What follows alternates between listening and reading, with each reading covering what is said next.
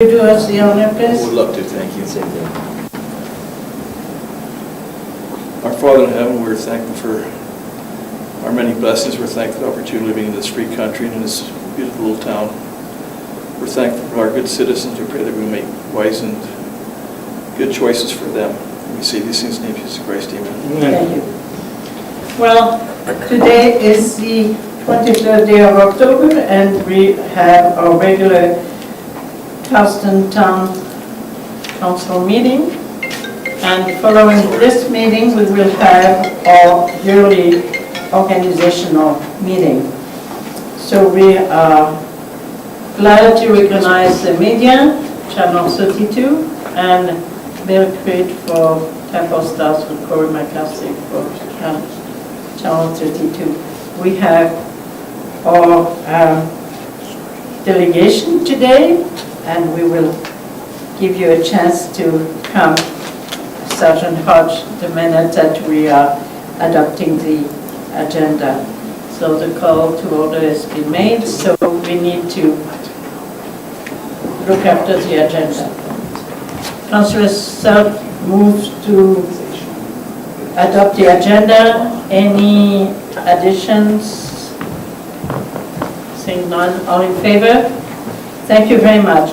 So Sergeant Hodge, please come to the podium and help us, and we appreciate you taking the time of your day to report on this past quarter. Thank you. The third quarter encompasses our summer months. So as many of us know, the summer was a busy and eventful summer here in Cardston. And that's reflected in the stats, or the statistics we saw for the third quarter. You all have a copy of the report. So biggest things that we noted were persons offenses went up slightly in comparison to last year, but it was right on par with the year before in 2016. So we saw that slight increase, and that's largely just due to an increase in assaults themselves. So of those assaults, most of those are amongst people who know each other. So it's not typically like a random crime amongst strangers. People know each other, they have a disagreement, and it ends in an assault in these cases. So, our property offenses were down.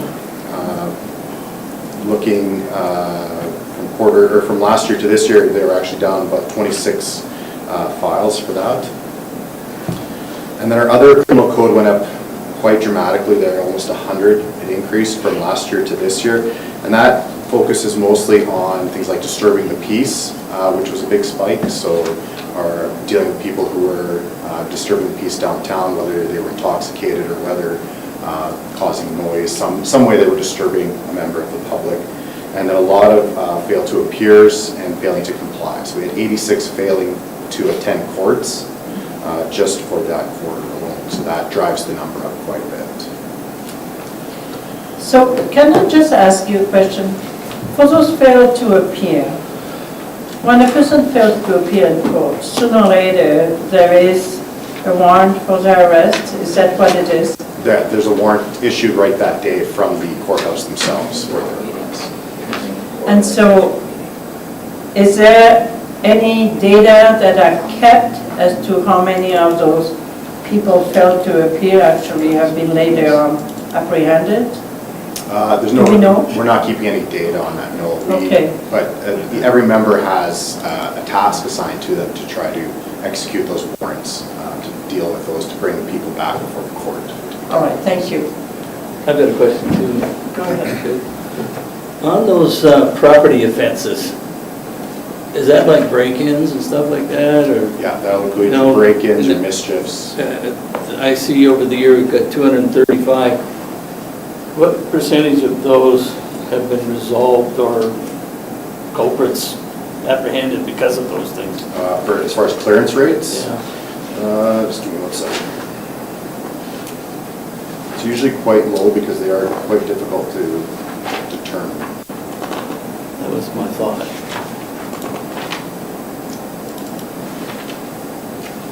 Maybe you can report that next quarter. Yeah, it is. Yeah.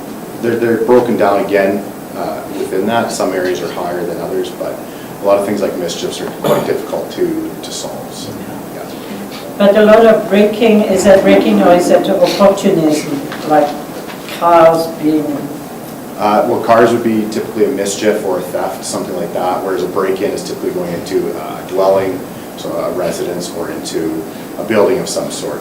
And those, we've actually had fairly good clearance rate in the last quarter on that. right? So it always behooves us all to remind our neighbors to shut their property, to keep things on their key. Well, another thing too, Corporal Hodges has encouraged us to do, if you're going away on a holiday, Register. go up to the police station and report it, let them know you're going away, and they'll do drive-bys.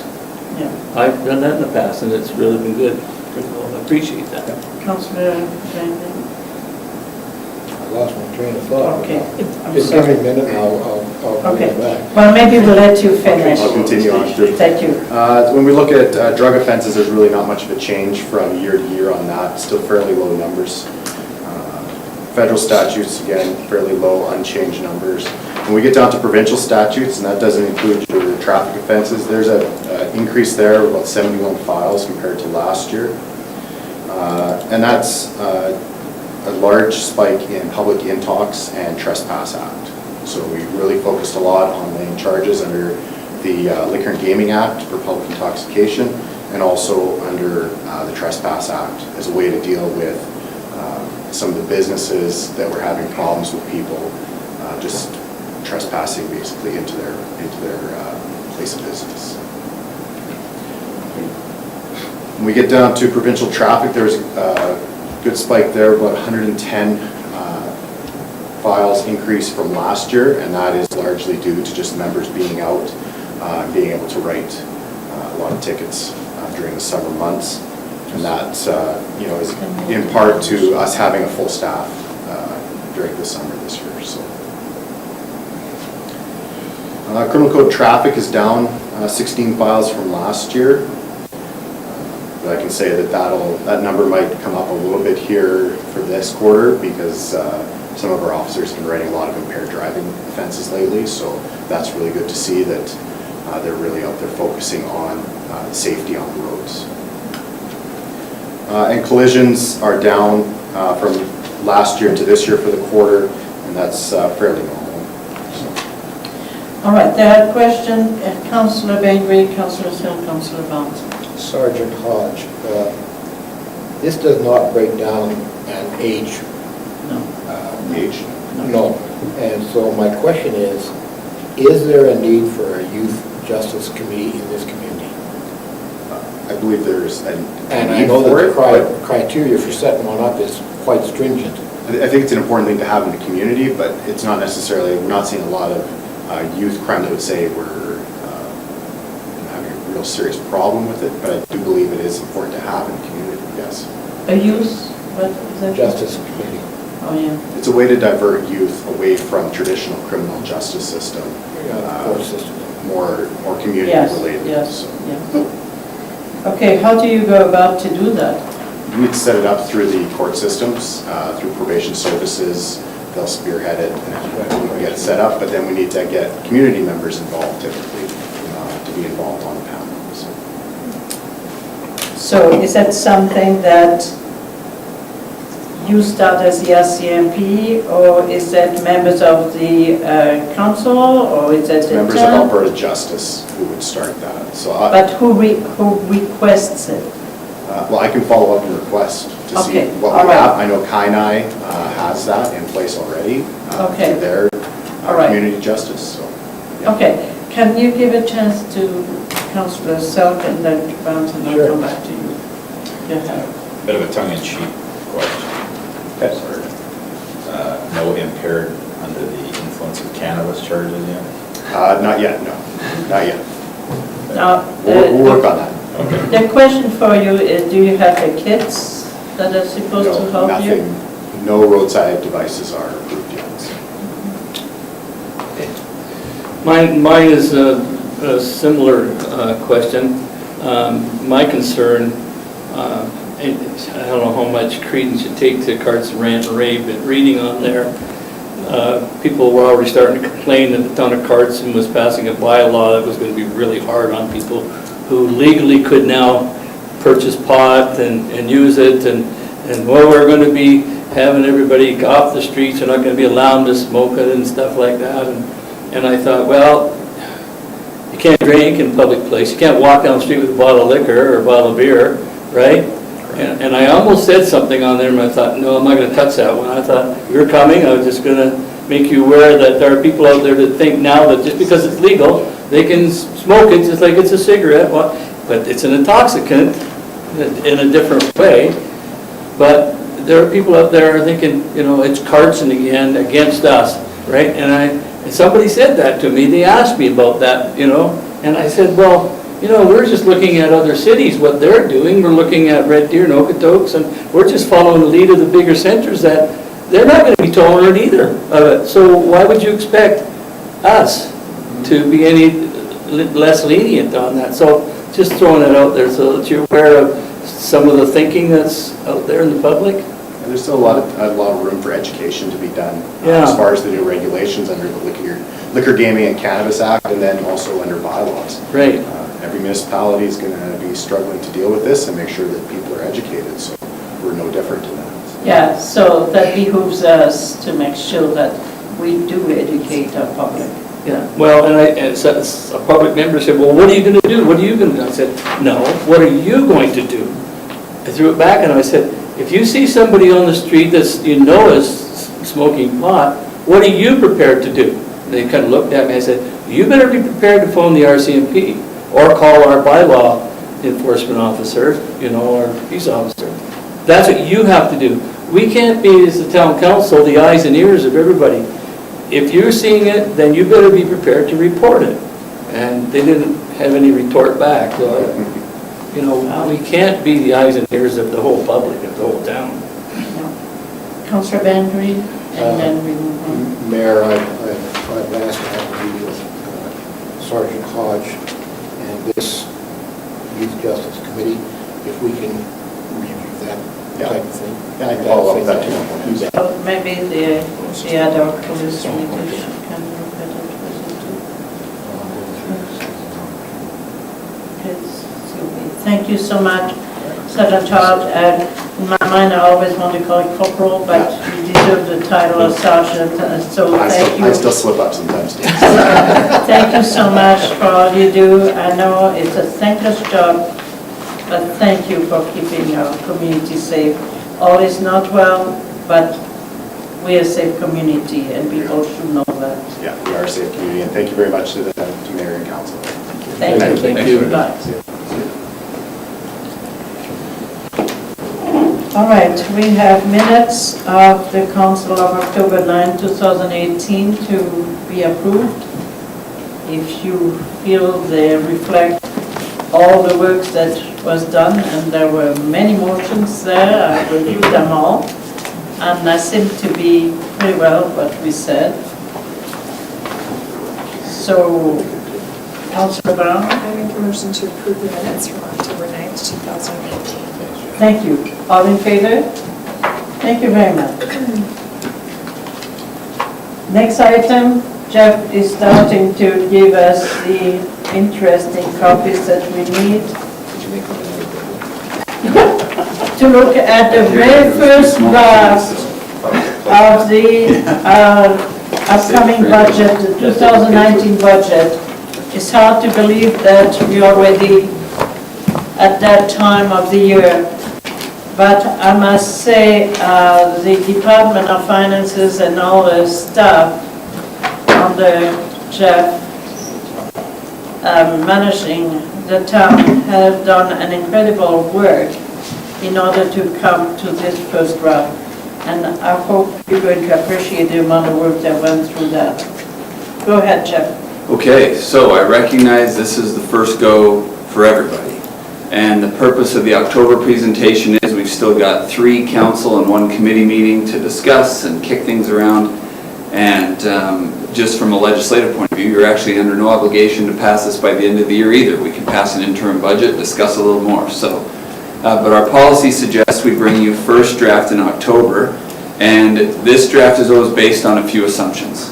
And we'll start to whittle down a little bit. I'm not planning, unless you wish to, we'll go over any line item you wish to. I was going to hit on just a few key pieces that we can have some discussion on and highlight a few things. This, actually, it was still being worked on when we left for our facility tour, so let me, before I say something, yes, it is balanced. So it isn't a deficit budget right now. We met on the public works side, Barton, Brandon, and Hawken and I met for quite a bit this morning, and Brandon retooled a few things. We changed some priorities and infrastructure to get it into a balanced position, and I'll talk about those a little bit later. So you have two documents, and I'll start with the regular budget one. I'll use this capital one a little later, but we'll start off with this one here, the one with the blue stripe down it. So the blue stripe is 2018, it's the year we're in. We're focusing on 2019 through 21, and to be frank, Council, unless there's something that catches your eye, I'm not going to focus on 20 and 21 that much tonight, because we'll get to that a little more, but really we're looking at 19. So the first one, of course, is those taxes. We made this budget with an assumption of a 2% increase in revenues. We can have some discussion about that as the time goes on, but that's what it's built on, that the residential and non-residential saw an increase of 2%. You'll see a number of little pieces, many of them quite consistent. The only big differences is maybe where there's some different grants that are specific for certain projects that might change. Other than that, it stays pretty consistent. The one big line I just want to draw your attention to, I'll use the GLs on the left, 124,800. This was our disaster grant, so we had that as a revenue in 2018. How do I want to term this? This whole reconciliation of this grant is a mess. And we're fighting with DRP quite a bit right now. And I don't want to delve too deep into it until perhaps we go on camera sometime. But the rules have been changing on us midstream, and it's been incredibly frustrating. And so we're waiting for another evaluation, and there'll be some more discussion on that a little later. As you get into the 141 accounts and 142 accounts, at the bottom of the page, those are your water and sewer bills. So on the water, we anticipate a small rollback this year, and that's due to if we can get the metering situation sorted in Moses Lake. Now, if we can't, we'll continue to charge them the flat rate until we can get that sorted. I have been in discussion with Mrs. Nadine Tailfeathers, and she is planning a meeting with myself, Bart, their Public Works and Lands. So that's intended next week, we hope, to get that billing sorted out and the metering sorted out in the next 2 weeks. Councillor. Jeff, MSI funding, have you secured that for the years that are listed here? So we are proceeding with the normal allocation in 2019, but that's all we have assurance of. So when you look at 20 and 21, that's as hypothetical as anything we could be discussing for MSI, because we do not know what MSI 2.0 looks like. But we have assurance through 19. So we're confident in that number through 19. For council's information as well, with this budget, using the amount of MSI we are, and I'll get into that later. By the way, you're going to have to listen to me for a while tonight. I apologize for that. We have a decent amount of MSI carry forward, so if we end up with a bit of a shortfall in year one of MSI 2.0, we've been doing that so that if it came up 200 grand short next year, we'd be okay. We could bridge a couple of years until things got into place, but I'll talk about that a little bit later. One more question on the grant structure. Have we heard anything on carbon tax refund?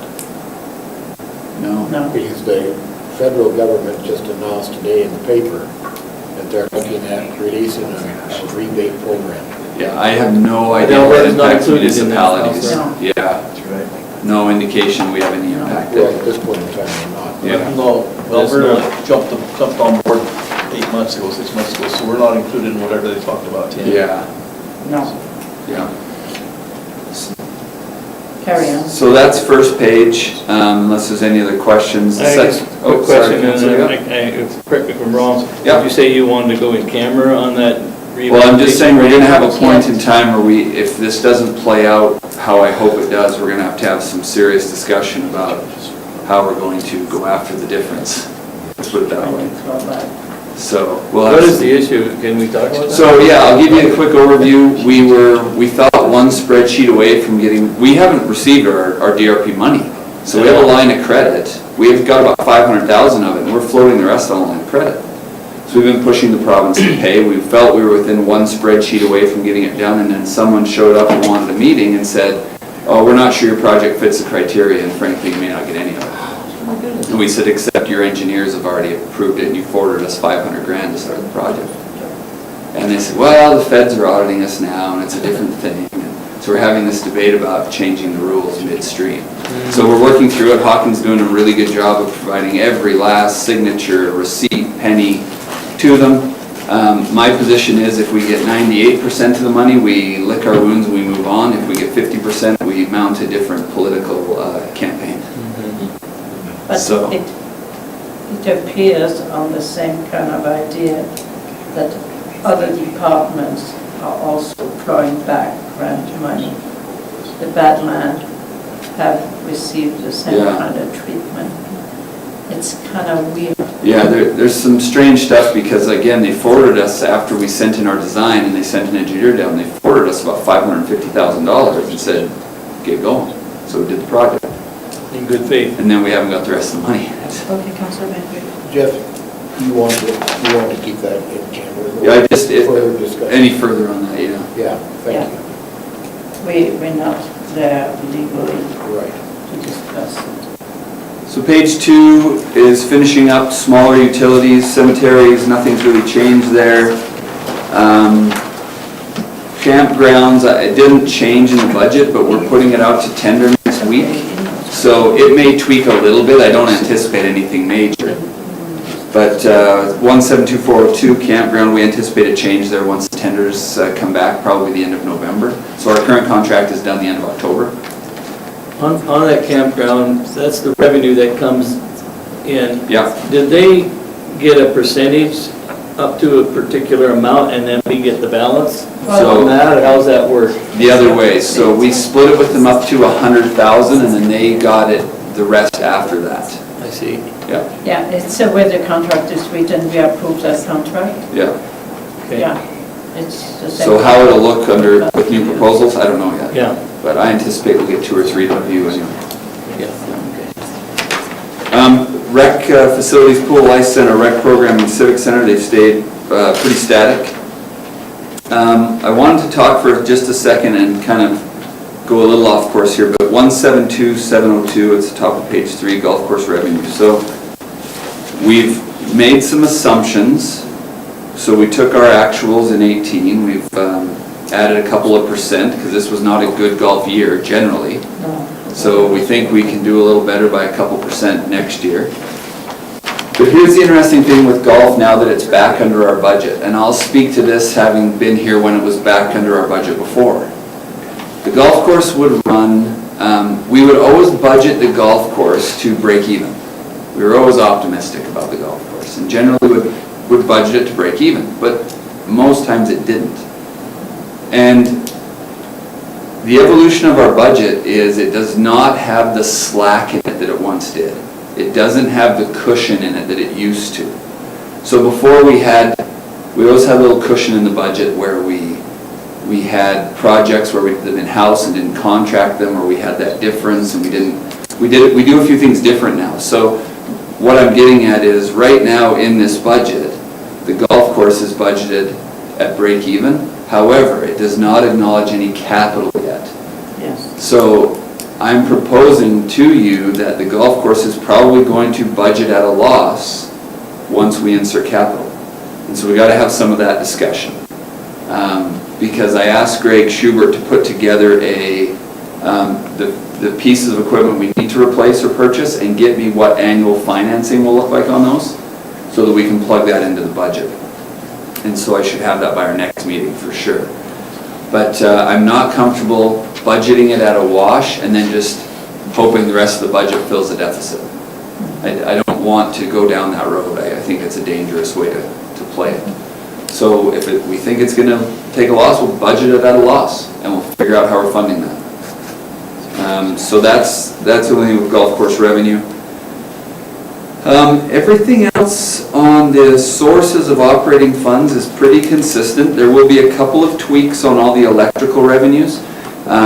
Kevin Phillips is putting together the proposals for our distribution access tariff bylaw, which mandates the revenues. In fact, I was thinking of having Kevin come down, because I think 4 of you probably never met him, and have him come and speak to it a little bit. Jeff, can you help me understand 192412, the transmission Yeah. rider? Yep. So, let me see here. So the transmission rider, now this will tweak when the bylaw changes, but if you recall, we used to every year either give a credit Right, or an extra charge, a rider. right. And what we did is say, we're gonna reserve the excess all the time. So Hawken in this case is anticipating we're going to have an excess on that rider. But, Okay. and I haven't looked at that line specifically. Chances are you're gonna see that $60,000 go out as an expense into the reserve account. Well, that's what I was Yeah. wondering. So it's Okay. probably going back out so it doesn't impact budget. We don't count it as revenue Yeah, until unless we know we have enough in at the the end of reserve the year, account. we know. Yeah. there's some money. So does that go into capital? Not normally, No. because we anticipate we're gonna have transmission charges some years and credits other years, and a council ago decided instead of adding a charge rider on everyone's bill, or then giving a credit the next year, I remember we that. would just eat, Yeah. instead of putting a charge, we would take it out of that reserve and just not ever have a rider on the bills. Right. We'll just manage the rider internally, Yeah. is what the intent is there. No, So, that's what the intention of that one is. And then you see a number of lines there, that 195591, so everywhere we take out of operating to go to capital, or to put in a reserve, that's where that goes. Or some of those lines are projects that we know are rolling forward, and we'll get into some of those as we get to the expenses here. So our total sources of funds budgeted for 2019, just about 10 million on the nose, which is pretty consistent for our town budget, about 10 million revenue. It's less than 218, right? It's because we had that 1.6 million in DRP In funding. DRP That's- funding. Yes, that's a grant that Yeah. made Yeah. a difference. Yeah, so we had an extraordinary revenue source in 2018 that we wouldn't have in 19. So when we get into the uses of our funds, that's the two accounts, two dash accounts. Everything's pretty consistent here at this point. And goes through our school requisitions and council expenses. Going into page 4, payroll expenses, staff costs. What is the $900 for insurance for council? I was just wondering. So I go back. Council expenses, where it says insurance $900. We are What is- protected Yeah, if so- we go on duty and something happens to us. Well, and the other part is you have an insurance that if you make a decision that adversely affects someone and they Yes. choose to sue you for it, I got you. that the insurance company will defend you in that. Okay.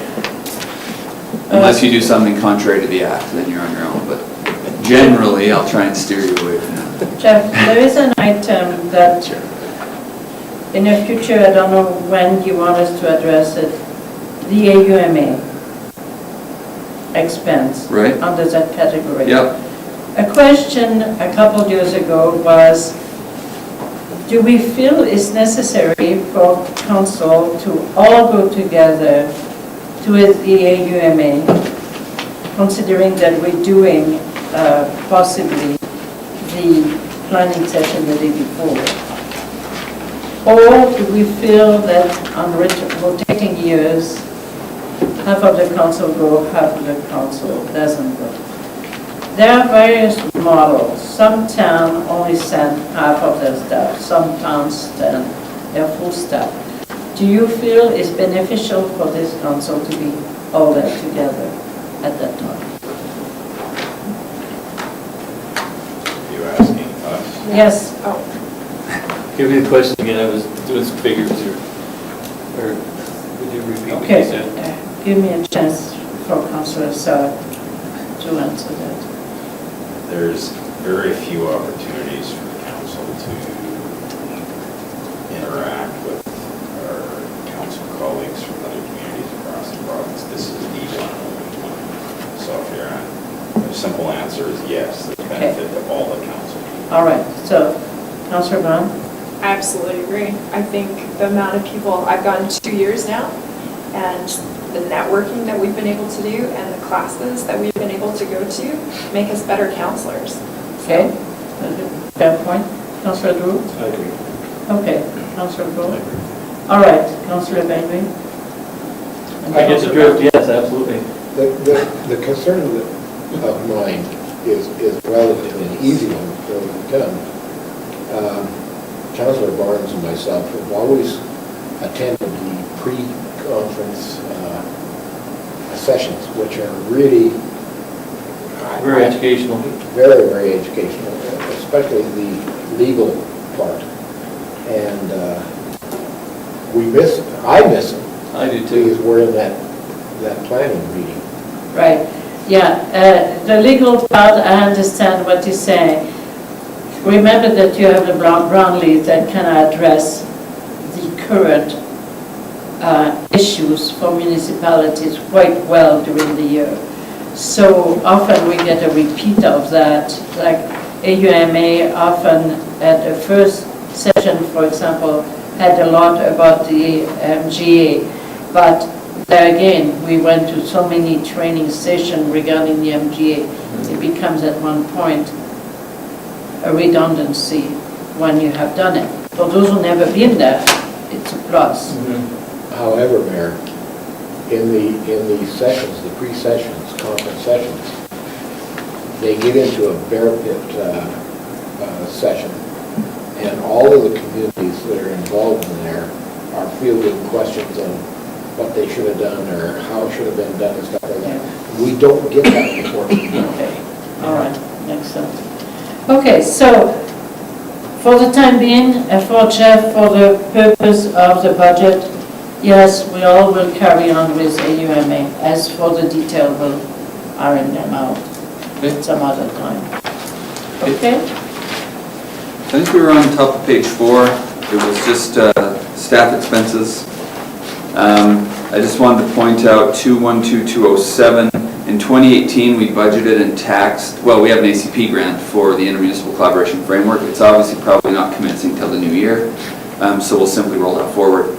So that'll show up in your December budget in 2019. Just as an aside on that, we got 4 proposals back from consultants. I put out an RFP on that. I'm meeting with McGrath and the county together tomorrow to hopefully select a consultant. So we're going to have, I was a little bit surprised how much some of them are. So that may help select a little bit for us. But we're going to have that discussion tomorrow. And hopefully we're moving ahead with that pretty soon. Most of them actually can get started November, December. So we may spend some of that money in 2018 with the remainder in 2019. Question. Yep. This facilitation service, is this something that Dale Highland could do like he did for us once before, or is this not? Is this about what he would do? Yeah, so the 4 consultants we got are mediators and/or arbitrators who have done ICF work. Okay. Like they're doing the one firm has done, worked with about 18 communities so far doing ICF work. They're a little more geared municipally. Dale's a great guy, and I say that because he recommended you hire me. But, so I think highly of Dale. I don't know if this is wheelhouse or not, I just don't know what he's been involved in. Yeah. So then, again, everything stays pretty static. We're talking computer expenses, office, general, postage, etc.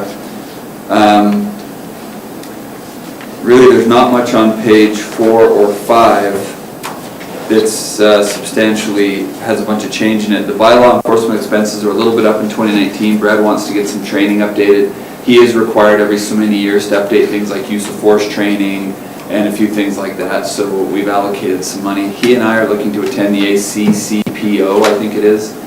ACCA conference next May. It's a conference that's going to be focusing a lot on environmental design for crime reduction.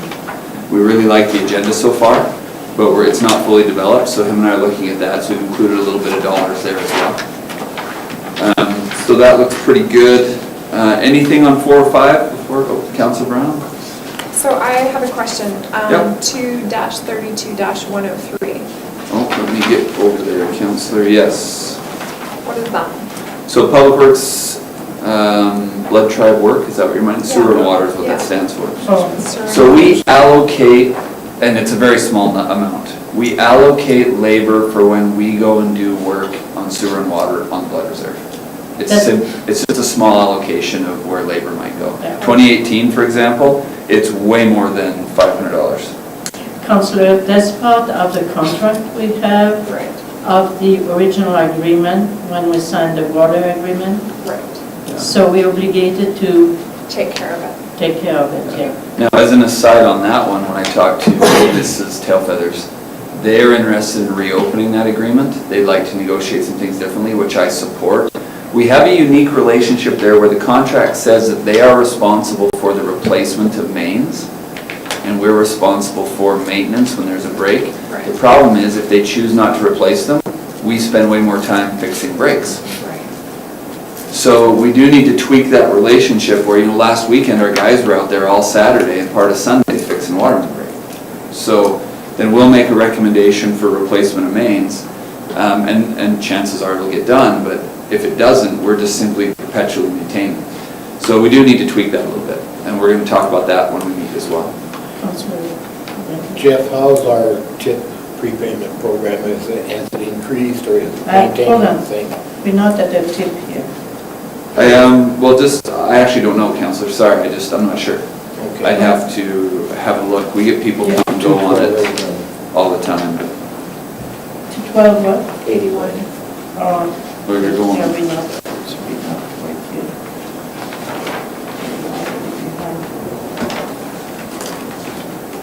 Yes, we have a 2% increase on the revenue side, but we pay out a lot of that interest too. Remember, we paid them, so we take in the revenue and pay it back out. I just That's wanted, it, that's- oh, sorry, Mayor, sorry. That's the interest you're talking Correct. about. Yes. That's not the revenue. Not the revenue, no, the revenue's in the tax revenue. Yeah, Yeah. the revenues are under the one. Yeah. Question. 221-104 on page 5. Is that our current bylaw? Because you've got in there native liaison. Yeah, so we use that, part of that for Ryan. Okay. Yeah. So we just pull, it's in a labor account we use to put some of his salary. Okay. Yeah. Never revisited. Because it's going to just about double the next year. Yes, it just depends how we chose to allocate where his time was spent. Okay. So we look at all the labor and say, okay, this year, do we think he's going to spend 30, 40, 50% of his time? We look at all the departments and we make those allocations every year of where we think the time is spent. So Okay. they will change year to year for sure.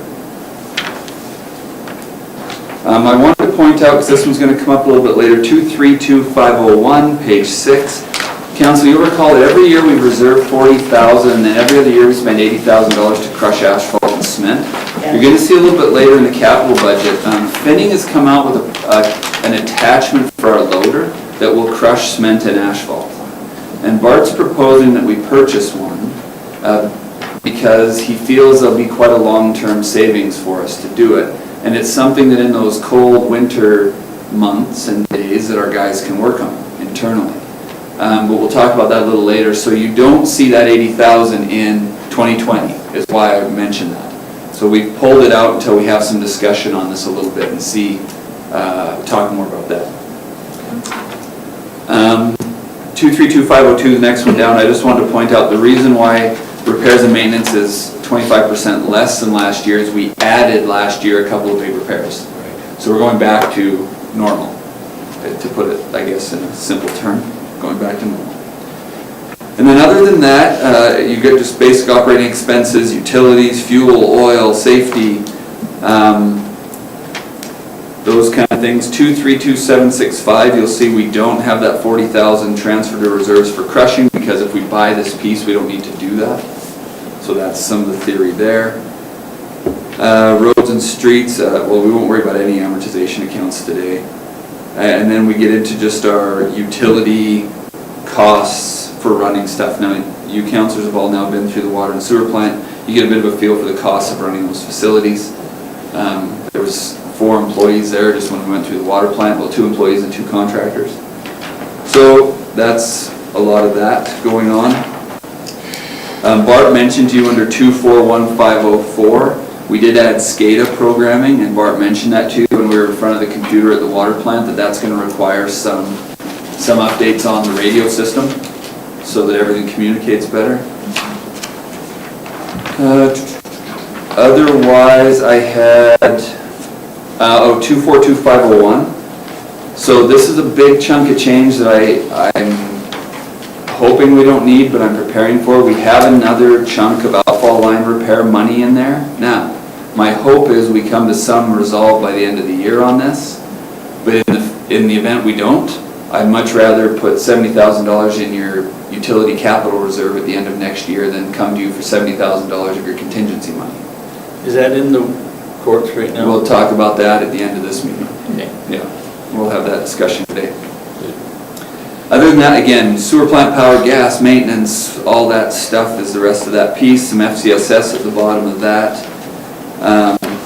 I didn't have anything on page 8 or 9 other than that, unless you want to hit me up, Councillor Brown. I have a question in regards to the airport 233100. Yep. So where are we at with the airport as far as, so Stars Ambulance, when they met with us, they came, they asked Yep. if we had another area because they didn't want to go out there, they wanted to be closer. We suggested where we've got it, they wanted closer. Yeah.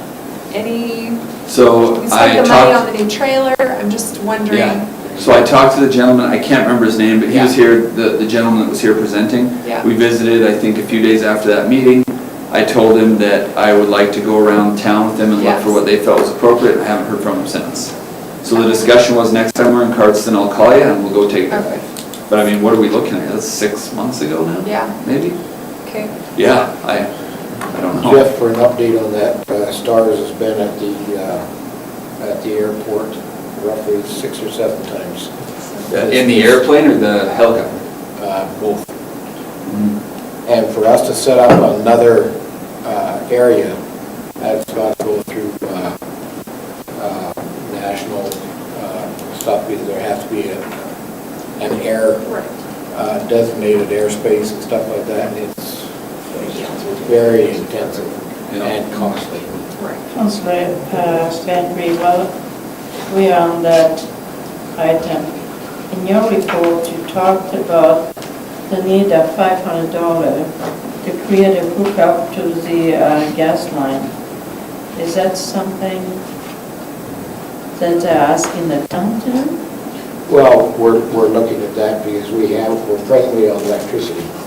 And so that new building that's been moved in there, it's been all changed over from propane to gas, which costs quite a bit of money. And if we had the gas hookup, it would be a lot cheaper to heat that area and to provide heat out there. So I was expecting the town to pay for that. Well, Because it's not in the budget, that's what I'm I trying to say. know it's not. And I haven't even confronted the council with it, because I'm waiting to see what the county might do. Okay. Well, Yeah, keep us but my posted. feeling, and I've mentioned this before we got $6,000 in 2019 for line painting. Well, I'd sure like to see ICF move along before we just shell out the $6,000. Yeah. It would make better sense. And if you'll notice, we also got a letter from Pitcher Creek. Yeah, Yeah. let's discuss that We'll have to too, deal yeah. with that, too. Okay, I thank you. got That's- another question oh, yeah. regarding the airport. And it's the same old question. We don't collect any taxes, but we maintain everything. But That's what I say, it's in that the will be answer. for Is Councillor that coming along? Bengry.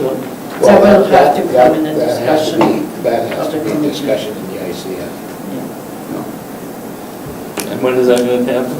Yes. Whenever we get, November, hopefully December. Okay. Yep. We'd like to award a facilitator probably next week, award a contractor facilitator, so then everything can start rolling. On that as well, McGrath would like to meet with you collectively by the end of the month, so I'll send some dates out probably this end of this week. thank you. For all of us, or just a group of some? They'd like to meet all collectively. Jeff, just a heads up, last night I found out that McGrath is meeting with the county, I believe it's this week or next week. Yeah, they're doing their IMDP right now. They're in a municipal development plan. They've already met a couple times on that and moving ahead, So so. I'm not wondering if we should meet with McGrath so that we are on the same line. Yeah. Well, that's the intent. So anything on page 8 or 9, again, it's pretty standard stuff there. And we can come back to anything, don't worry about that. There's very few changes on page 10 of anything of substance. And 11, actually, I start to really peter out of my notes going into this area till we get into capital. And I just wanted to ask a question on the Yeah. tourism. Where's the contract that we have here with with Jeremy? Jeremy, yeah. I don't have it in front of me. I want to say it's got 2 more years. Okay.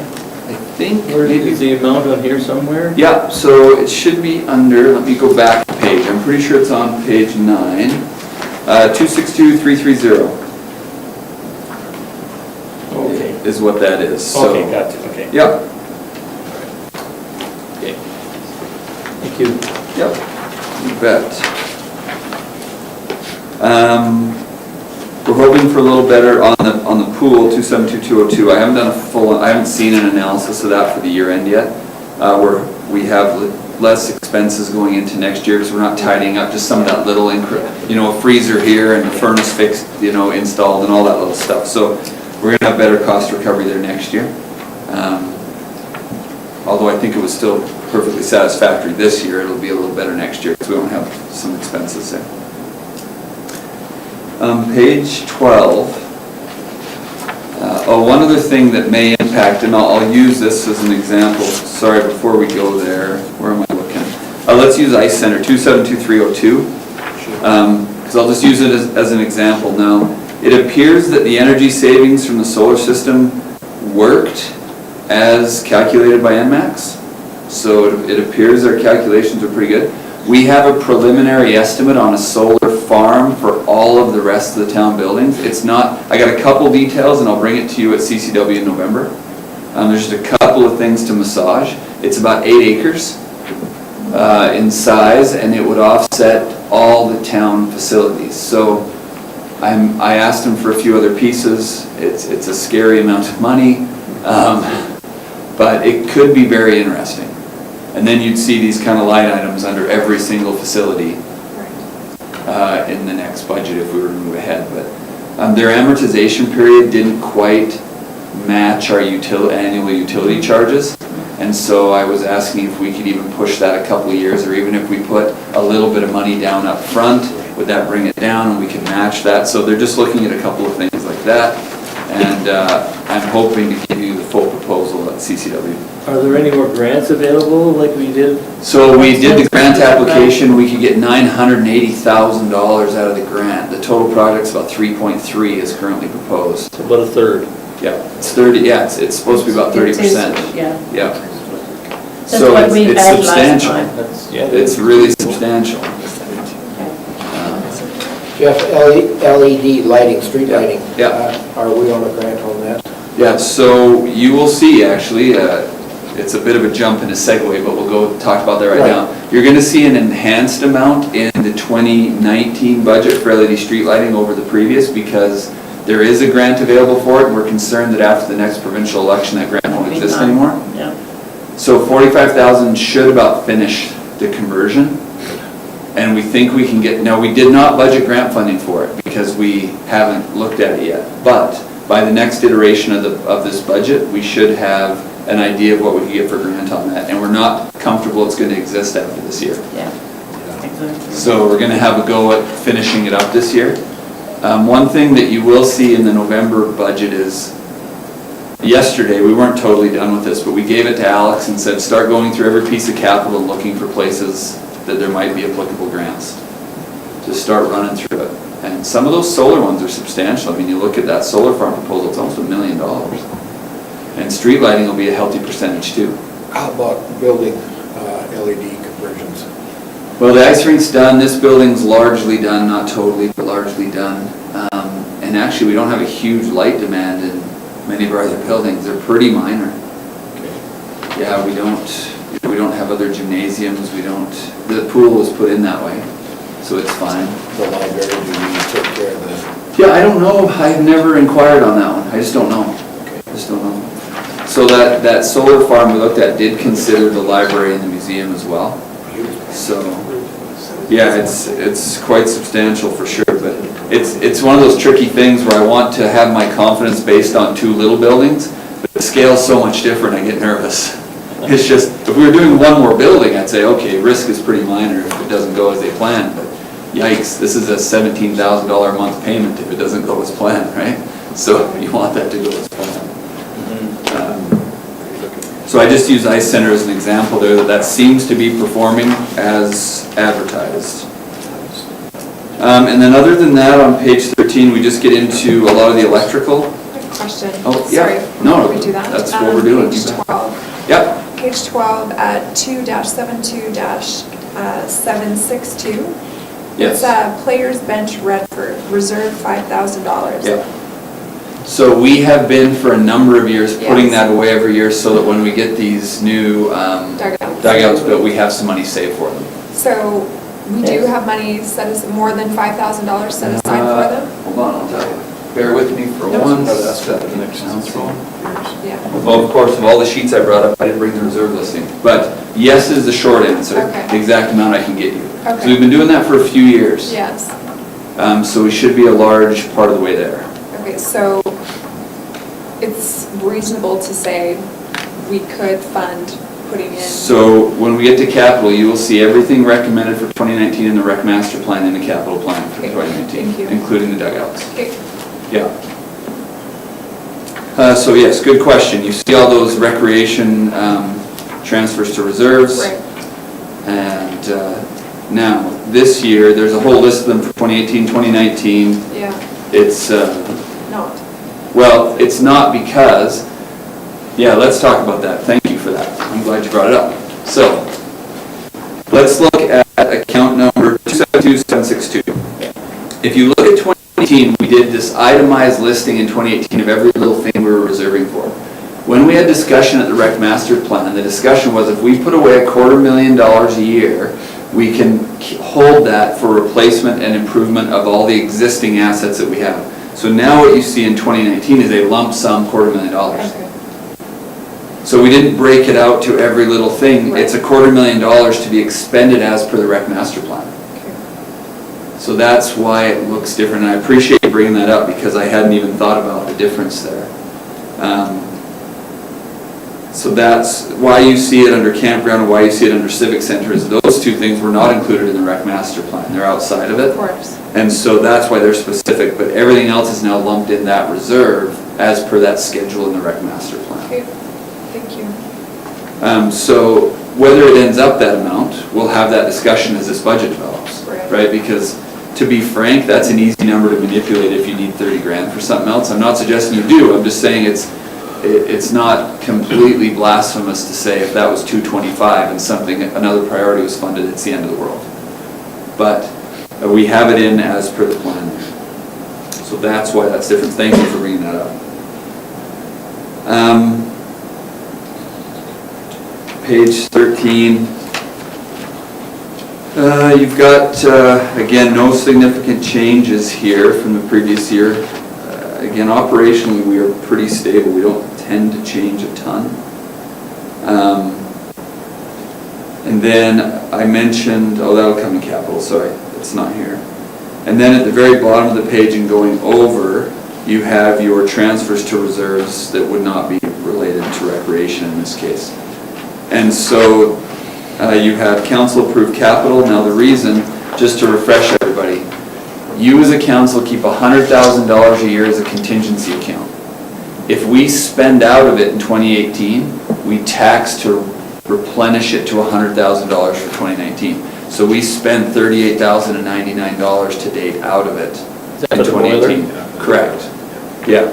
And so you're taxing to replenish that contingency reserve, $38,99. That boiler been installed yet? No, sir, it's still, Because the heat's still on up there, but I. yeah, is that pushing heat or cool? I Oh, well, it says 72 degrees. All right. It's comfortable in here, I'm So- not saying it's not. I'm just wondering what they're doing for downstairs. Are they Yeah, no, comfortable? it's cool downstairs. We installed some 220-volt heaters in the gym, electric heaters, to try and keep it reasonable for the gymnastics kids. So what's the time frame? So 3 weeks till we have the boiler, and then it has to be completely disassembled to get downstairs and then reassembled once it's in the boiler room. So about a 2-week install. We're 4 or 5 weeks out on It's having not that cheaper boiler. just to knock out the old wall where the doorway used to be? Makes it to December. Yeah, we're pushing to December for sure. Oh, boy. Yep. Yeah, they came, it started today. They disconnected the old boiler, stubbed off all the electrical, all the plumbing. All that's happening. But yeah, They it's, put a line item there for quilts this year. yeah, that's right. Let's see if the guild has some on hand. So on your reserves, we talked about that one, and then if you go over the page to the very top. I wanted to go Sorry, back Councillor. one, on the library requisition that's in there, that's up from last year. And so that's just rounded up. Just grab me that account, will you? That Councillor? would, that'd be page 13, 274,052, library general. Yeah, it's got a 2% on it just Okay. for planning purposes, but that's when we always know the exact penny by the time you pass it. And I just wanted to throw out one thing, you know, because of this $15 base rate for wages now that the government's, all the wages are going up at the library. You know, we got people that have basically started coming in with no experience for training, we've got to pay them $15 an hour, right? So that's really throwing off the works. We talked about that last night, and if I remember correctly, that's probably part of this increase in this budget.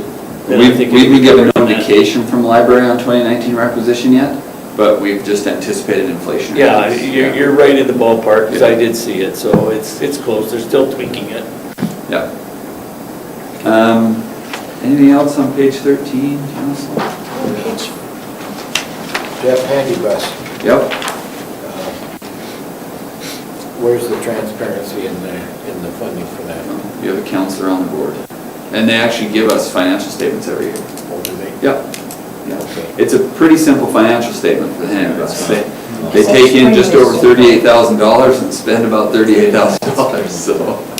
Yeah, it's pretty straightforward. Now, am I thrilled that we are their pretty much sole funder? No, I'm not thrilled about that, but that's a very political piece where you gotta decide, are you gonna play hardball with the society until and have all those volunteers that are running it say, I don't need to volunteer anymore? You know, your options are, they're difficult options for that.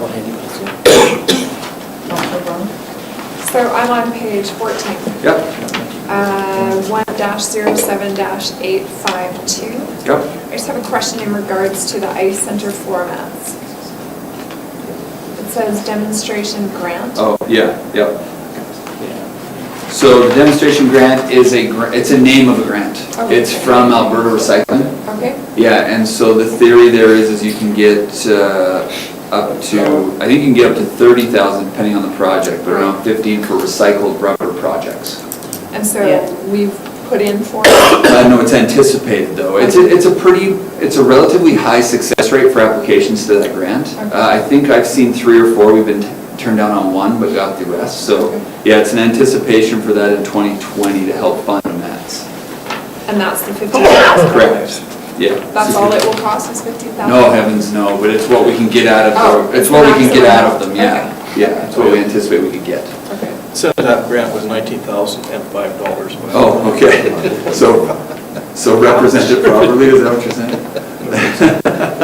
Thank you. So you can see on that same grants other, Right. we want to commence construction on the stormwater plan in 2021 on the West Area Structure Plan. And there's been some discussion that we may get participation from Ducks on that, that they may come to the table. We've had preliminary discussion with them, Nice. but nothing firmed up at all. It's just a potential in the future one, so. Throw it up and get a bunch of the money. Yeah, we're trying, we've met, Yeah. so we'll see. The other thing too I'll point out, because again, we're looking at sources of funding of capital funds. in 194580, there's a CFEP for 2nd Street West Playground, which you'll see in the budget. Now that's almost a contingent project because we don't know the outcome of that grant yet. So we have it in there optimistic, and then we'll adjust accordingly, but we don't know. So that intake actually isn't until January 1. So we'll know more about that later on. But we put it in there as anticipated revenues. And Question on Yep. that, yep, over in there, on the tennis and basketball court, so we're not looking down the road for another 2 years before we do anything with the basketball and tennis courts that we had talked about? but we can have that discussion, certainly. We just had them as, in that rec master plan, we kind of tried to mimic where they were plugged in.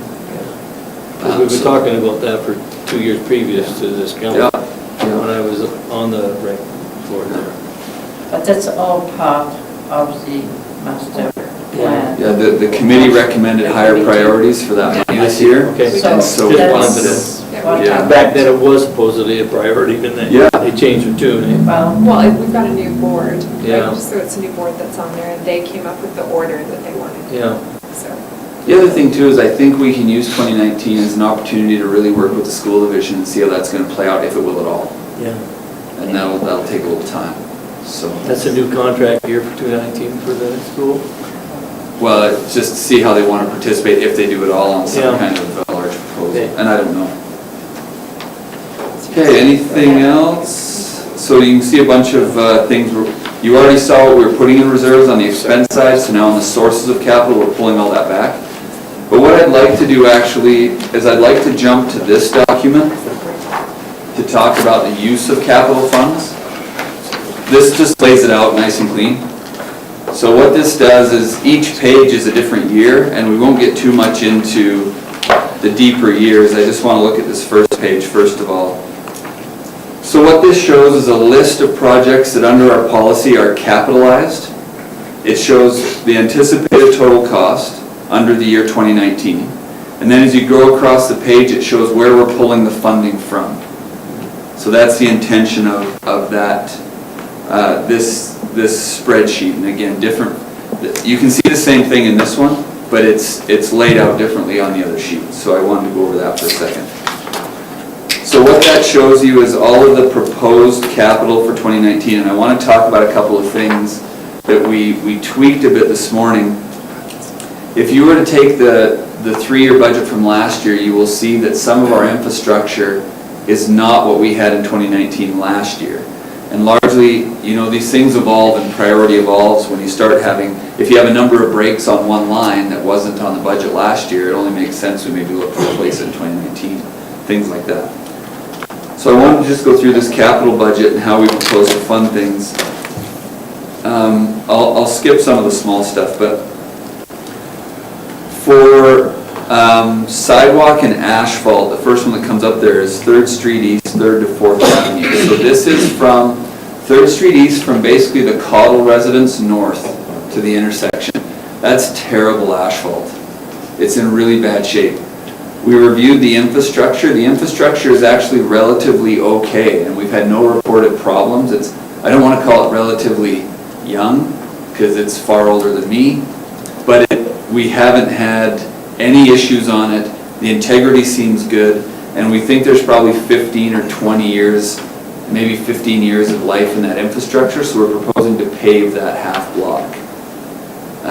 And to redo that. There's a lot of bad sidewalk on that block. It's an interesting block because what you see is you can see where old homes used to be because they have ramps for driveways, but there's no home there anymore. Or it's at the end of a house and it's not where their new driveway is. And it's a very odd sidewalk on the one side. So the proposal is to do sidewalk work and then also to pave from essentially the entrance into Russell's or Caudle's residence north. And then the other thing, as far as water sewer, we would like to get on 7th Avenue West, which is just up Main Street, turning down to the campground or the cobblestone. We need to do both blocks there, but we have in the budget only one block for 2 reasons. One is, it's, well, the main one really, is we're looking to accommodate the campground. That it is super deep. That's one of the deepest sewer lines in town, and it will take a long time to excavate, because to get 15 feet or whatever deep, you got to be almost the whole width of the road.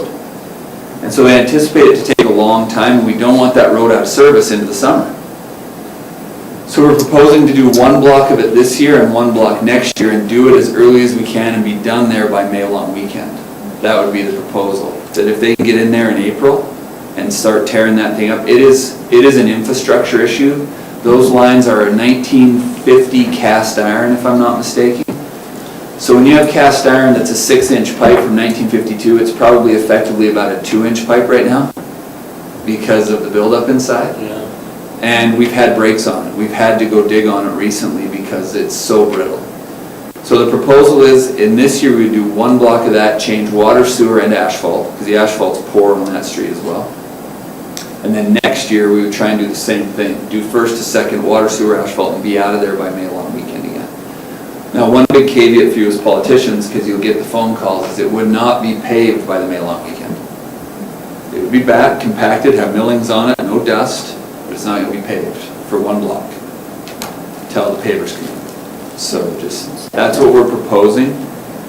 And then the next one that we need to get started on again because of age, both of the underground and the road, is 6th Street West, 1st to 2nd. Now that actually eventually needs to be all the way to 4th. But for now, we're proposing 1st to 2nd to do the water, sewer, and asphalt. That's probably the worst block in town for asphalt. Is 6th Street West. It's really bad. And we know that, we admit that. And it's time.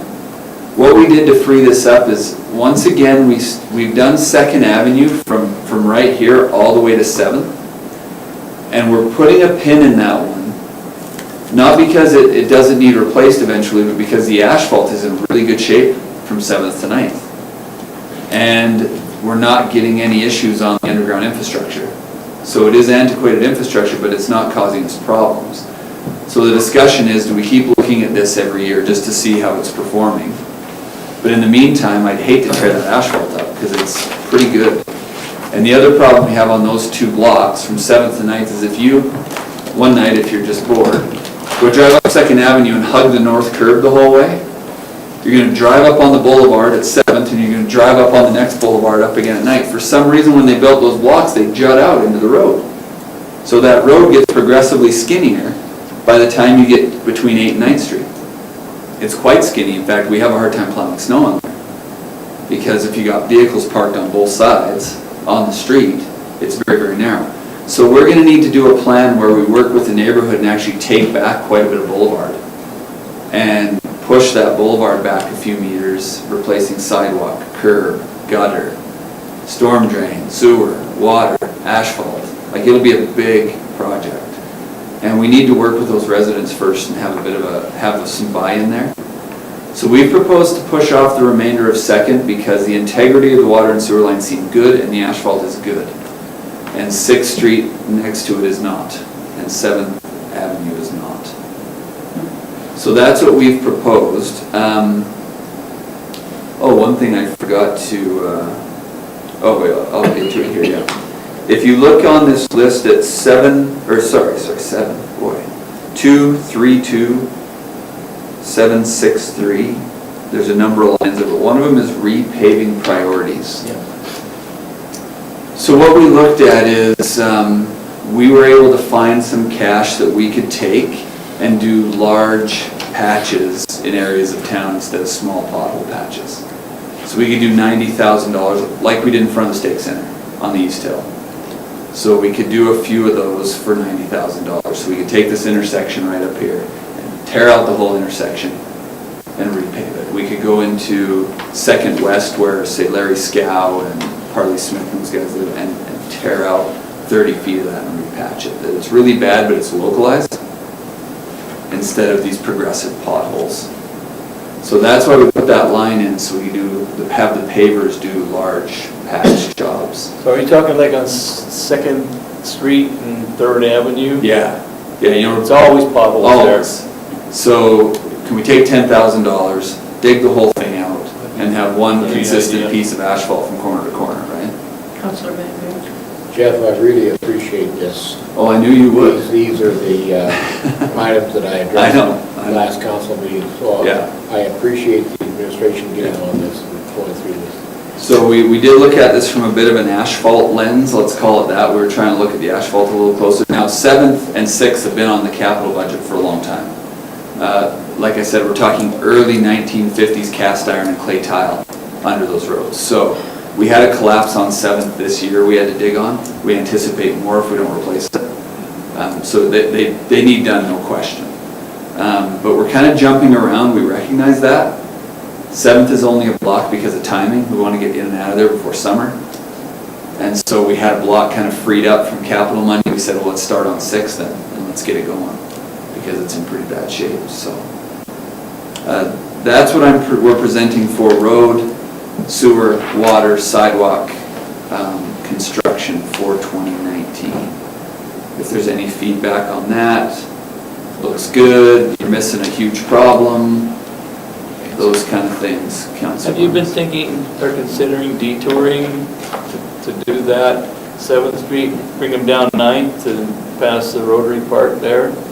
Yeah, you can until someone's on Main Street and has to try and figure out how to flip around their 32-foot RV and go back down 9th. Like, it's really tough. It can be done, certainly. 32 is a small RV nowadays. But if you pull in there and then all of a sudden, oh man, now what do I do? Exactly. You know, it's tough. So we thought we could probably, if we have a decent spring, we can be out of there by the mail on weekend. Yeah, that's an if. Oh, no question it's an if. There's no question. And maybe it's a week later or two, but we'd like to get out of there and minimize the impact on the campground and the cobblestone as much as possible. You know, we have a business down there Yeah. that we need to be mindful of as well. So we're thinking taking this one with small bites might be a little bit of a better option. Because we'd take up that block for most of the summer if we decided to go all the way to the campground. Yeah. And that, I don't think that would go over well with the Negridges or the campground contractors, whoever they might be. The thing that I was thinking about, if you did have to detour them, you could put a temporary gate in on that southwest corner of the campground. Yeah. They let could it in go, there, yeah. they could go right in Yeah. through there, and that wouldn't be a big Yeah. issue for those campers. Yeah, I mean, it's something to consider. yeah, certainly. Jeff, is there a reason why we have to go back to the 15 feet deep? All our connections are at the 15 feet, I assume so, yeah. Yeah, and it must So we have to simply be maintain- relative to elevations to get it down. That's great. Yeah, I think your options are pretty limited with sewer depth. Okay, it's just, I was wondering. Yeah, yeah. Well, Jeff, thank you very much, Councillor. Thank you for your input. And really kudos to all your team for having actually a balanced budget. It's rather amazing at this early time. Now, I'll caveat one thing. But and there's other things to come, Yeah. and not be so balanced in the weeks to come. you have some ambitious projects coming up. This isn't That's considering them, No. right? So what we tried to do, like I mentioned before, we have some MSI capital unused set aside under this budget. There's actually about 400 grand there. We've got recreation reserves. We've got a few things that we're trying to set aside knowing these are coming, and they're going to need to be considered almost as one-offs within the budget.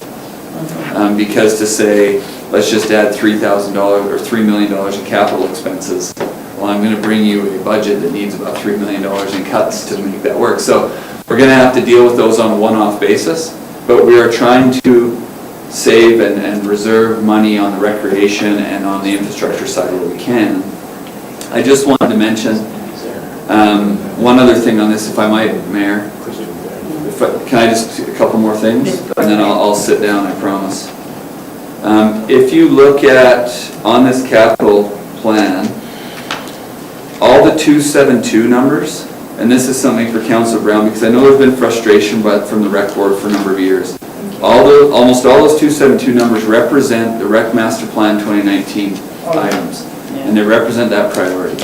And so we tried to make sure that their voice was heard and it's in the budget, and you can manipulate it all you want from here, but administratively it's there. Thank you. And you can debate the merits of some of that. I do want to mention on the dugouts, I don't want to get into the minutia of this, but that number is going to come down significantly. Yeah. We got some quotes and they all came in incredibly high, but we we've got another build. The guys, I think, are gonna build them in the shop over the winter, and we're gonna put them on skids and be able to Yeah. move them. And they're gonna be like $5,000 a piece. Well, because we Right. talked about, sorry, because we talked about that. Yeah. When we were looking at the amount of money that was coming in. I know. It seemed I know, it was wild. ridiculous, It because was it's a wild. calf shed essentially, I know. is what we're building. Yeah, so, I think they were talking Thank you. cinder block, weren't they? That's why it's well, the so Redford expensive. ones were cinder block for sure, but Right. I think we're gonna have to look at a different option there. Oh, yeah, absolutely. Which is fine. So that number will come down a bit, It's free up a fine. little bit of cash. Now, those were funded all by reserves, so that'll save some of our recreation reserves for other potentially bigger things, right?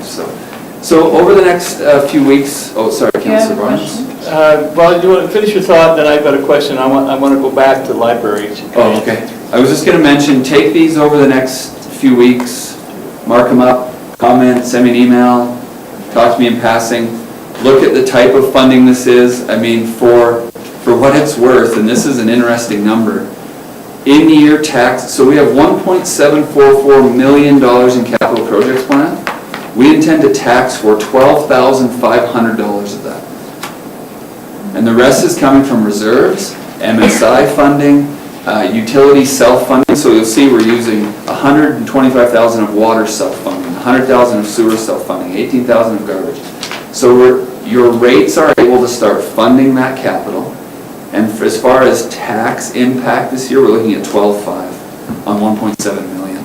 Just all the- So that's pretty considerable. Now, the risk of that is, if that grant environment goes away, Yeah, we're having a different conversation. yeah. Now, you have reserves, you know, we still have a few $100,000 there in self-funding, but it isn't $685,000 in MSI. Let's be frank about that. But we're not impacting the taxpayer a lot on the capital side. We're using our sources of funds, our utility revenues, I think, quite appropriately. Councillors, if you could make sure in your respective committees that are requisitioning the town to try to encourage them to come up with their budget and their requisition, it would really help us if we could have that before the end of the year. Okay, Oh, yes, sorry, Councillor. and I think this relates to the budget.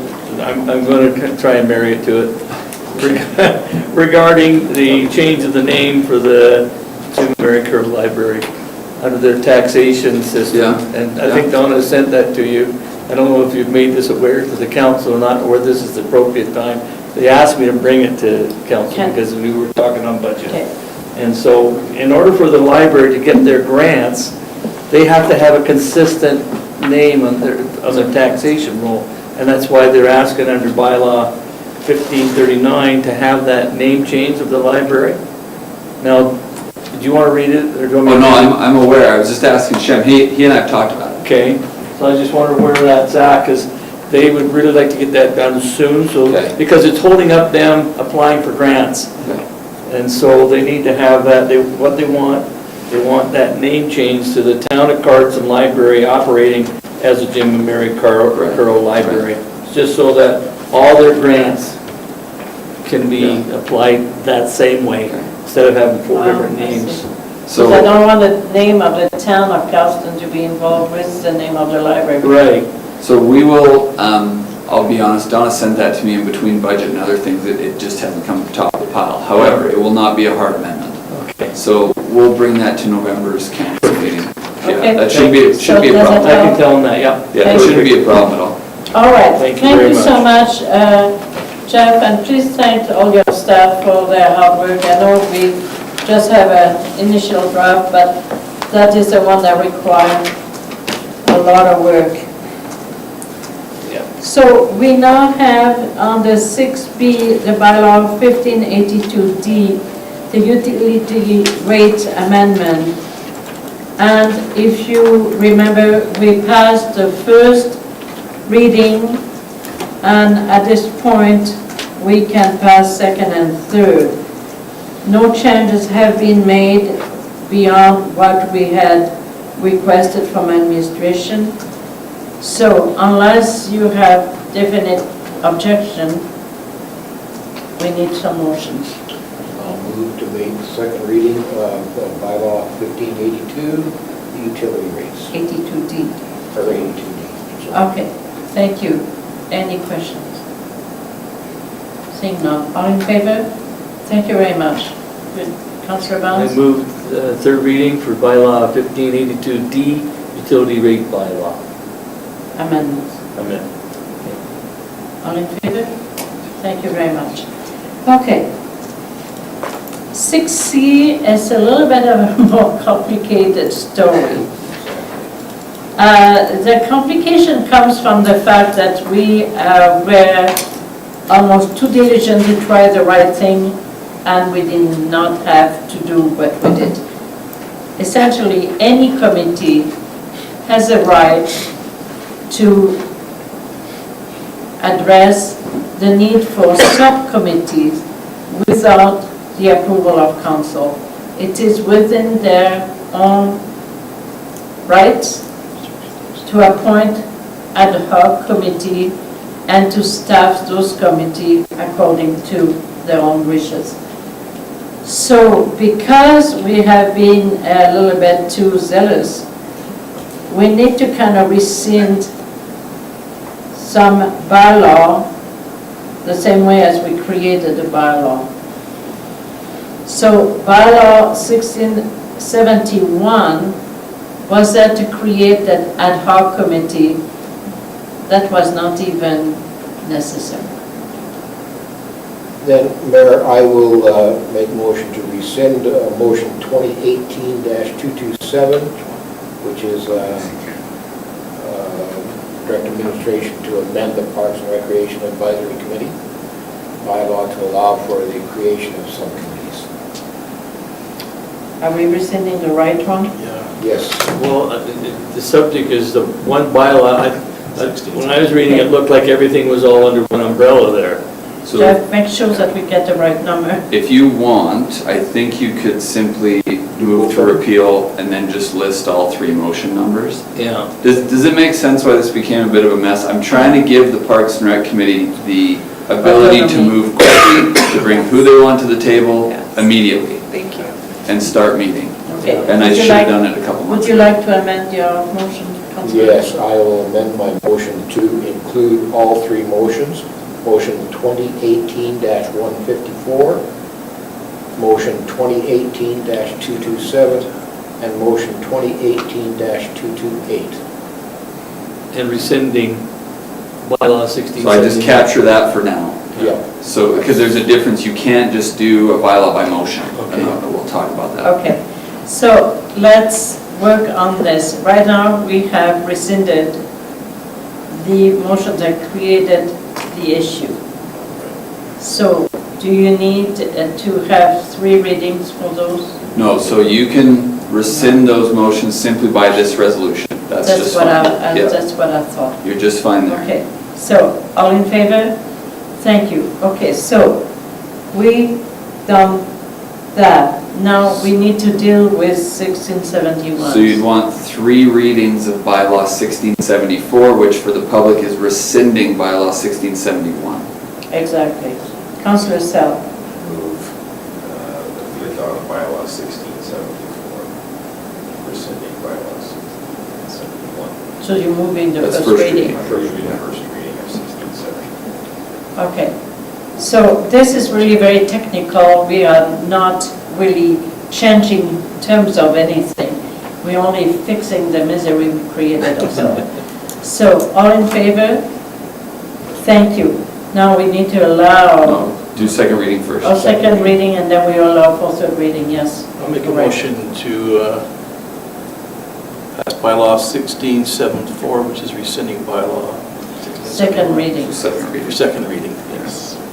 Okay. All in favor? Thank you. Now we need to allow for third one. Councillor Selk. Move to allow third reading of bylaw 1674. Thank you. All in favor? Thank you very much. One Now, thing, Councillor Bengry, did you vote on that one? I just did. Okay, Yes, that one I has to saw- be I unanimous, saw- just I saw so that council's there. aware. okay, Just want so to make now sure. it's a third reading and final reading. I move third reading of bylaw 1674, which rescinds bylaw 1671. All right. So are we comfortable there? All in favor?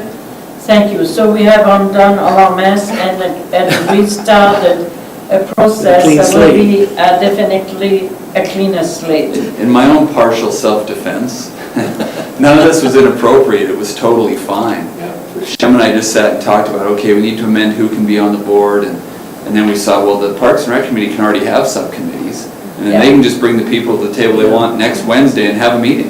And if they want different people, they can call them too, and we just thought, this will just give it that expediency, the flexibility to go. Do they have to have the names approved for the subcommittees? No, Not like the other committee no, members? no. Yeah, they Okay. don't. No, Well, not that's good. at all. This is That'll what help. creates Base. expediency Yeah. and a little bit more autonomy for the committee. Yes, Councillor. Can I ask a question? Yeah. We need to take care of item 2B that we moved to direct. the- Correct. And I will make that motion, move to direct the Parks and Recreation Committee to create a subcommittee to examine the feasibility of a multi-use recreation facility. Okay, so that now empowers, Do you want all the rest of that in there too? it should be. I mean, we can put it in there. Blah, blah, blah, blah. Oh, to No, be- well, you know, we're on camera, so may as well read the blah blah. So what is it? For the town of Carson, including participation from the town council, county council, committee members, school division, and members at large from both the town and county. The council further requests that subcommittee report by the council no later than 6 months from the time of this motion. Okay. Forever and ever, amen. Put that into? You know, Shem will write that in, eh? You gotta be careful. It's all like that, I Get that, think. Shem? All right. So here we have a motion to allow for that subcommittee to be created for Parks and Recs. All in favor?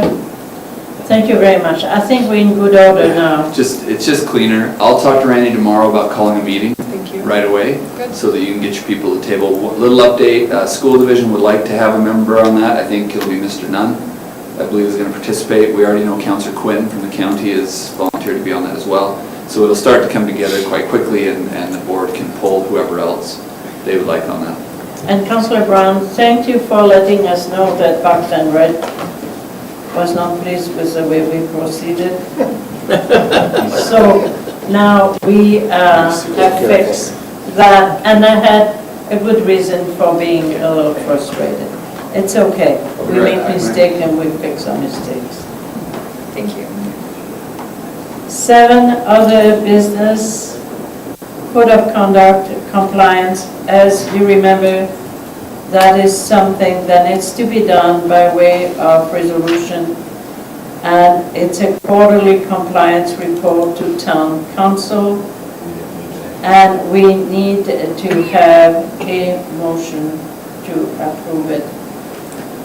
I'll make that Councillor motion. Drew, To approve the code of conduct. the quarterly compliance report to town council. Okay. All in favor? Thank you very much. So that is passed. Who made the motion? Councillor Drew. Okay, thank you. Now, the next one requires also a motion to update the statement of our vision, the town vision. And as you remember, we had added one single word that makes much difference in the way we conduct business. Councillor Brown? Can I make a motion to move to adopt the amended Town of Cardston vision statement as follows? Cardston, a safe, inclusive, family-oriented community seeking vibrant, healthy, and sustainable opportunities for current and future generations. All right. So if you remember, the single word that was added was the word inclusive. And the word inclusive meant that we need to work towards that inclusion, regardless of whatever our own position is. We need to be inclusive in this town. So, All right, question, yes, so we're putting the word inclusive in there in that? that's right, that's what we had That'll decided. go right after the Safe. word safe, then, right? Yep. That's right, Okay. okay? Guess I just didn't hear you read it, so, That's what we decided to do yeah. when we did our planning session. All in favor? Thank you very much. And Now, we need to live by that statement. Yeah. 7, C. FCSS request for proclamation.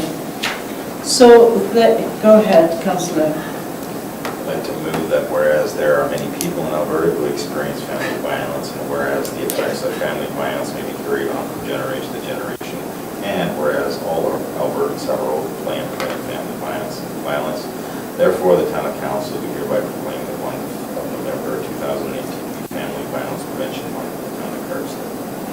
Okay, I think it's a very important proclamation, that one. We don't really move proclamation very often in our town.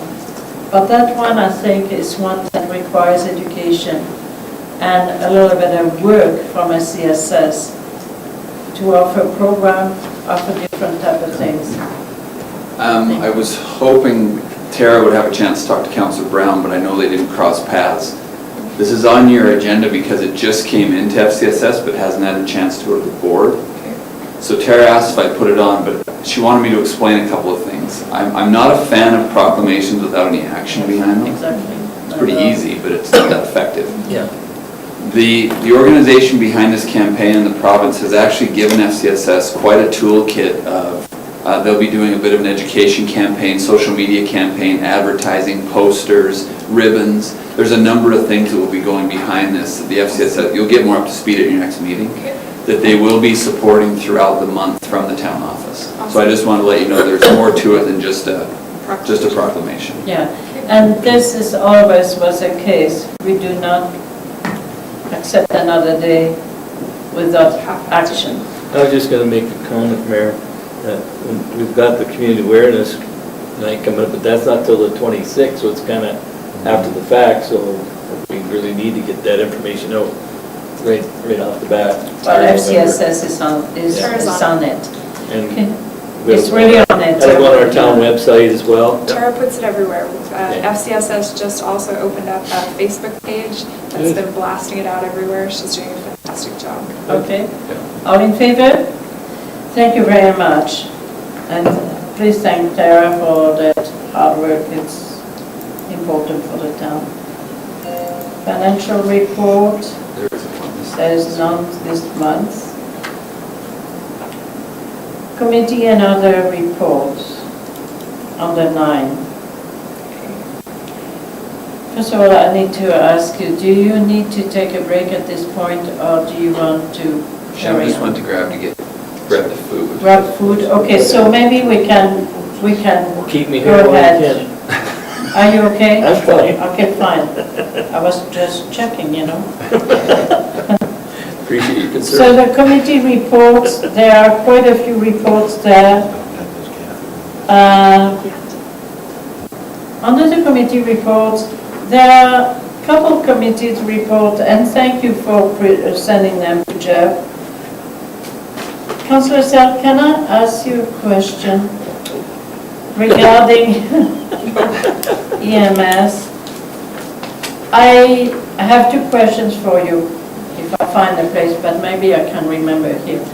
One, it has to do with, first of all, the blood tribe no longer wanted to buy the services of the EMS in town. Is that correct? That's correct. Okay, so they used to pay what, $2,000 a month or $1,000 a month? Was it 12,000 or 12,000? I think it was 24,000. 24,000. A year. Yeah, so it was 2,000 a month. All right, so when the town has to go and help on a reserve nearby or far away or wherever, how is EMS going to recoup? Because in the past it has not been exactly easy.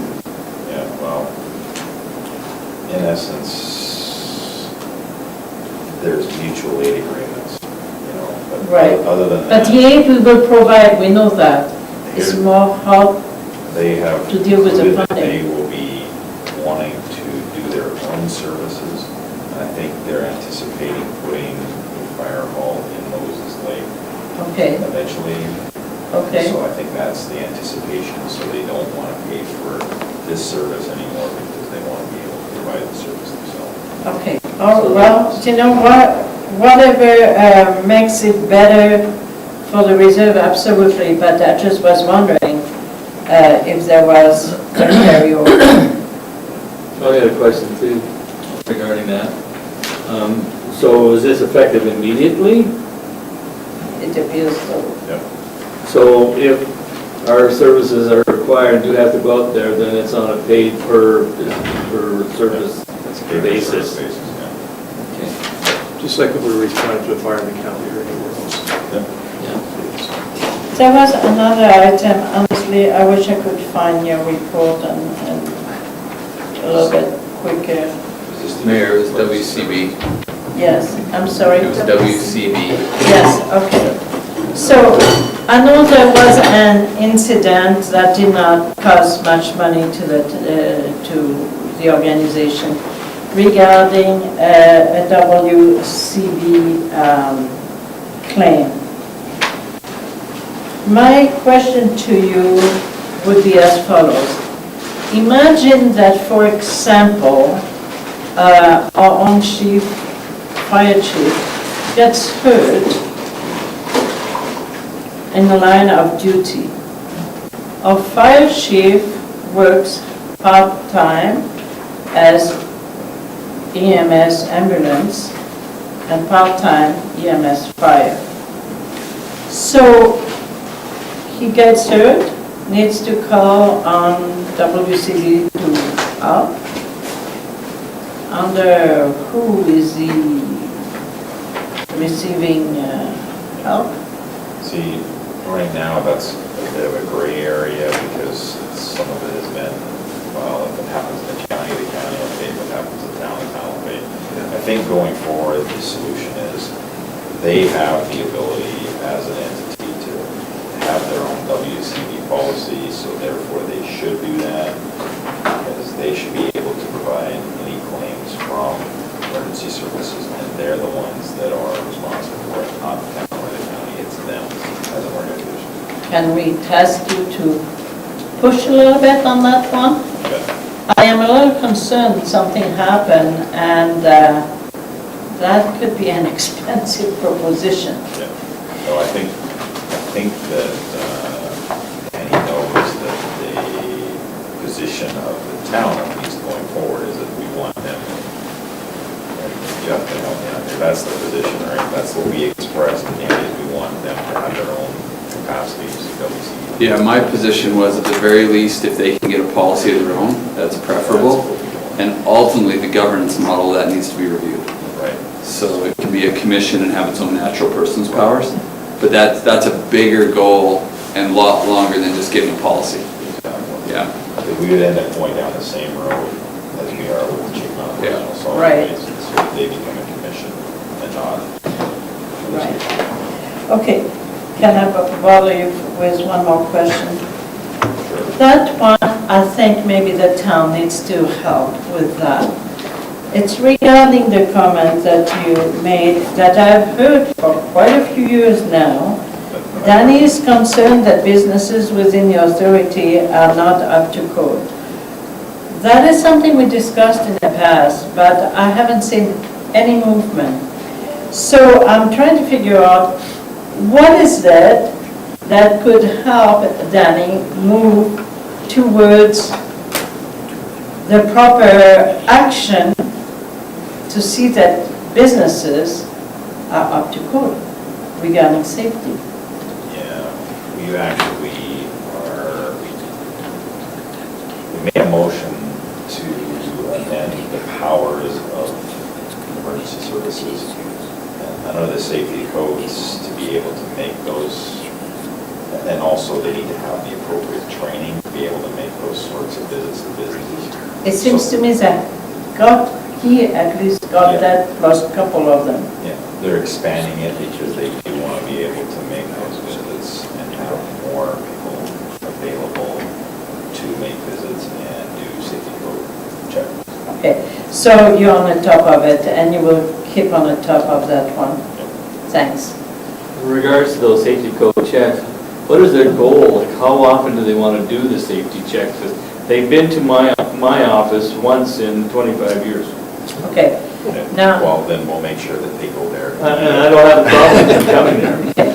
Councillor Court, make a note of I'll that. make sure we get Councillor you But I'm more. just saying, you know, and they gave me a list of things that I needed to take care of. All right. and Stuff like that, so, Ca- but don't be targeting me, I mean, I'm.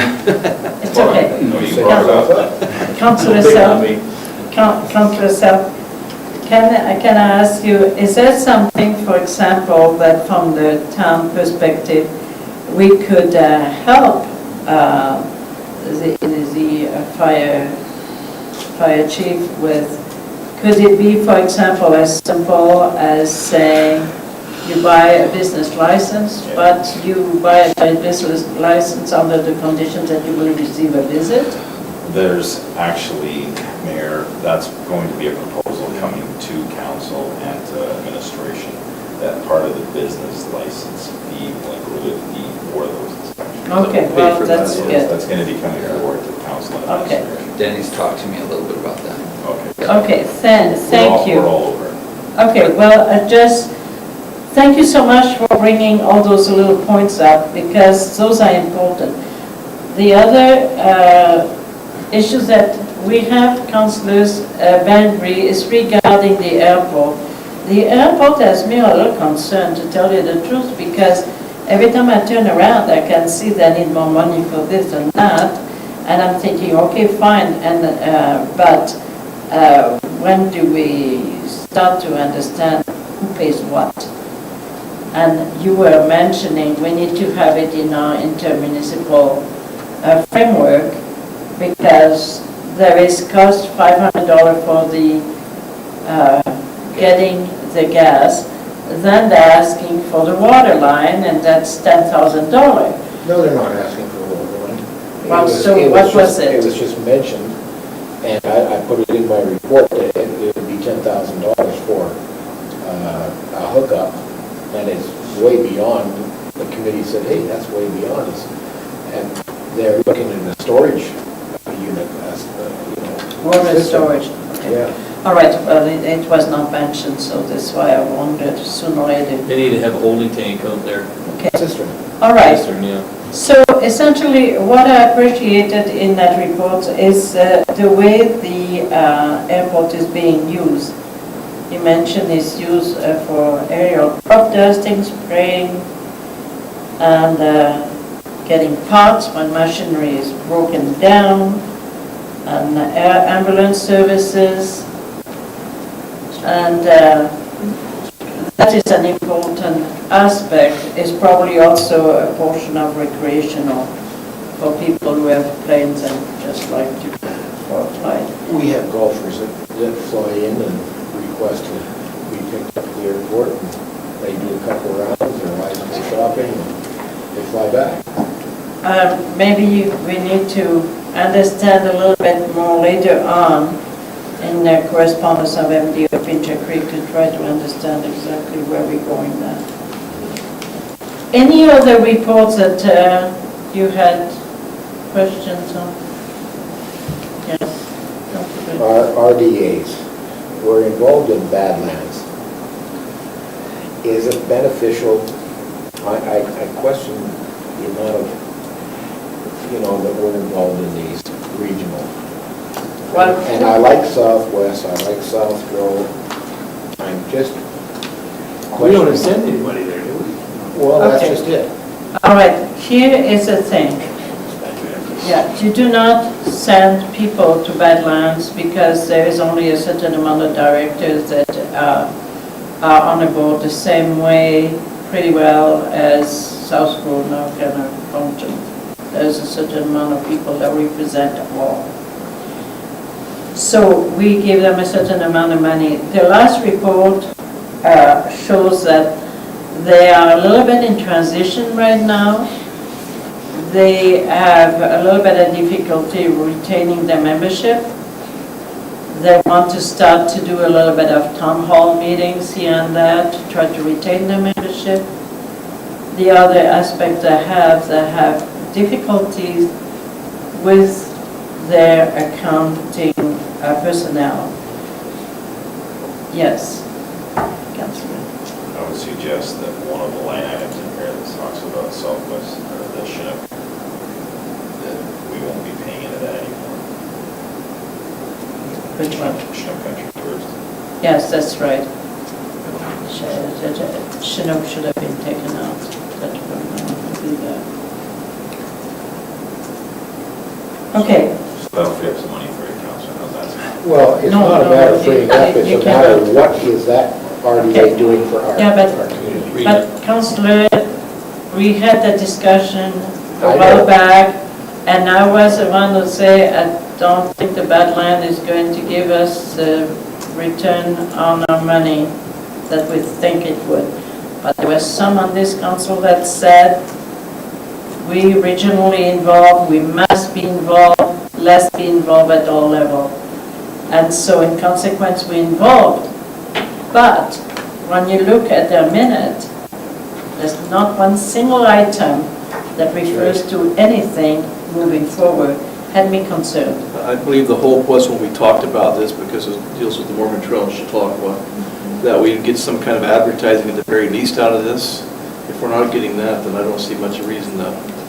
And I this know Raymond and Sterling are involved. There's even signs up there or something. You can talk about that. Yes, I do have a councillor, Fernando Morales of Magwell, who is on the board of directors. But I've heard nothing from the Mormon Trail for the last Okay. almost a year, so I don't know what this. But I have one serious question, and I think we need to contact Councillor Morales regarding a motion that was made and disturbed me.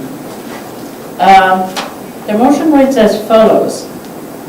They're looking for an accountant, bookkeeping. So it goes this way. One RFP was received from Alok Verma, who is with Ascend Financial. Here goes a motion. Terry Kinsman made a motion to accept the proposal from Alok Verma if Ascend Financial will agree to drop the $8,900 claim. Right, but.